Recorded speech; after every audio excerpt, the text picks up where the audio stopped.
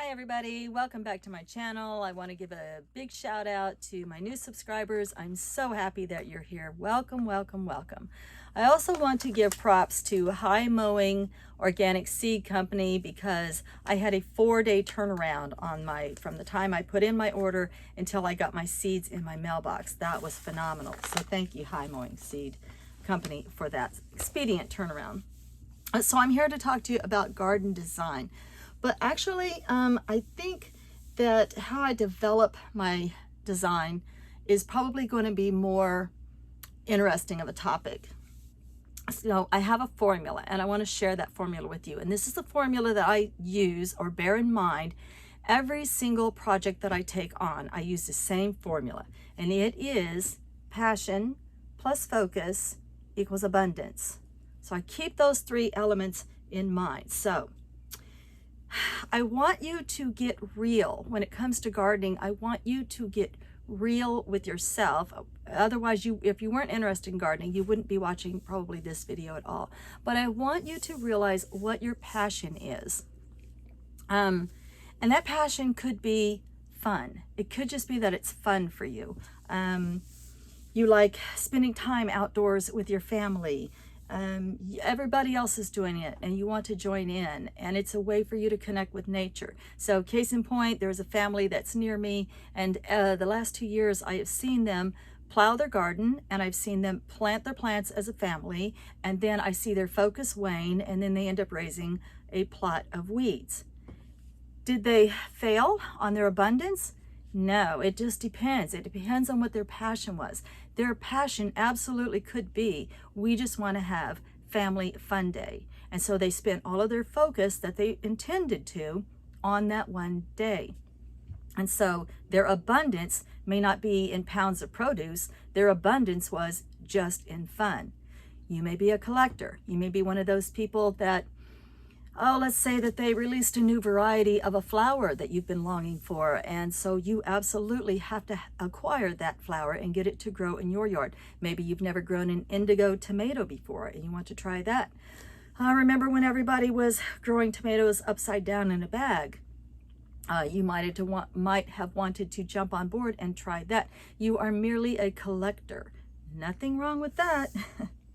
You may be somebody who's really interested in a sense of community. Everybody in the office is growing a salsa garden this year. So you want to have that sense of community where you can join in on the conversation and talk about your garden. Or you may just want to volunteer at a community garden center. So community might be your passion. If you're in it just purely for profit, they call that a farmer. You could be in it for, let's say, if you want to combine community plus profit plus abundance, because you're going to get a huge abundance, you might want to look into permaculture. That might be more your passion.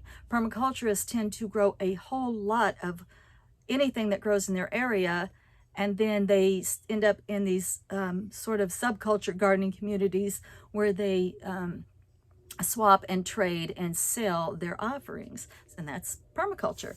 That could be your passion. One year, my passion was simply exercise. I told my doctor I wasn't feeling well. He said, get more exercise. And so I set up my garden in my yard to where the garden was in the very back and the compost was on one side, and I had 4 garden hoses tied together that I had to drag out and bring back. I purposely set it up for exercise. And my neighbor even said to me one day, you work too hard. And I thought, no, I don't, because my passion is exercise. You have a membership to a gym. You're paying for a membership and you're going to a gym, and that's where you're getting your exercise. I purposely set this up so I could exercise at home. You have a bill. I end up with tomatoes. You know, it's all about exercise. One year, my passion was to spend time with my mother. And so I planted 40 tomato plants in a former cow field. And so I don't have to tell you, I had to pick tomatoes like by the pickup truck load, and we backed them up to our kitchen door, and my mother and I spent an entire weekend sweating in my kitchen, and we were making sauce and soup stock and salsas and everything you can imagine. And did I care that I ended up with 90 mason jars of tomato stuff in my pantry? No, I cared about that time that I spent with my mother. So it was, you know, more, my passion was more about a connection. So I just want to make sure that you understand that it's okay to accept that. Just get real with yourself and just accept that and just say, this is what I'm getting into this project for. This is my passion. And then the second thing that you have to kind of think about is focus, which obviously that means how much time and energy and mental energy am I going to spend on this particular project, and set those goals realistically. You may want to put in a garden and then not worry about it. And then I don't want you to feel like, okay, but I want my abundance of pounds of produce up here. Don't set yourself up for that. Just say, I'm probably not going to get anything out of it, and if I do, it's just a bonus. So set it where it's a realistic expectation, and then you won't feel disappointed. It doesn't matter. It doesn't make you a good gardener or a bad gardener. It makes you in line with your energies, and that's always a good thing. And so I'm going to talk just a little bit about my garden design, my personal passions this year. I wanted taste. I'm tired of all of the vegetables and produce that I buy tasting like it's meant for shipping containers instead of human beings. And so taste was very high on my passion level this year. Organic, y'all know I wanted to use what I have on hand around here, be chemical free. And I also want to teach myself taxonomy of plants this year. So that was very important to me. And I also want to learn the use of insects. I want to channel the energy of the insects. Y'all know I spent all last year studying insects and their effects on my wildflower gardens. And so this year I want to learn to channel that energy by inviting in insects. Now I can't say good insects and bad insects, because an insect doesn't have a personal vendetta about your garden. He doesn't even know that that is your private garden. The insect wants to eat and make baby insects. That's all they want to do. So a lady beetle is not a good insect, and a tomato hornworm is a bad insect. Those two are doing the exact same thing. They're eating and wanting to make baby insects. It's just that the lady beetle's intentions align a little bit more with your project than the tomato hornworm. So I want to learn companion planting. It really was important to me to learn companion planting this year. And I wanted to be able to invite in more insects like lady beetles and spiders to help me control the other things in the garden. I also want to learn to use a plant's oils planted next to my, like say basil next to my tomato, where that oil of that basil is going to actually help me repel tomato hornworms. So that's very important to me. And then my third thing was to be able to seed collect.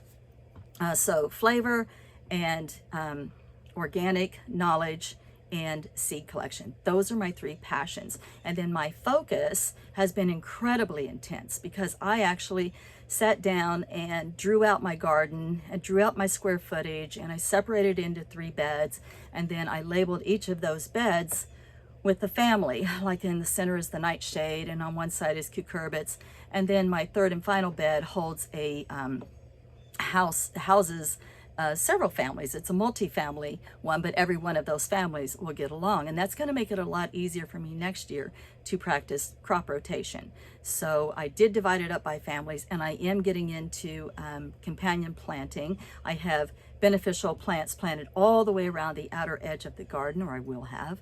And those plants have to have a second purpose too, because I'm also doing petal warriors this year, where I'm petal collecting.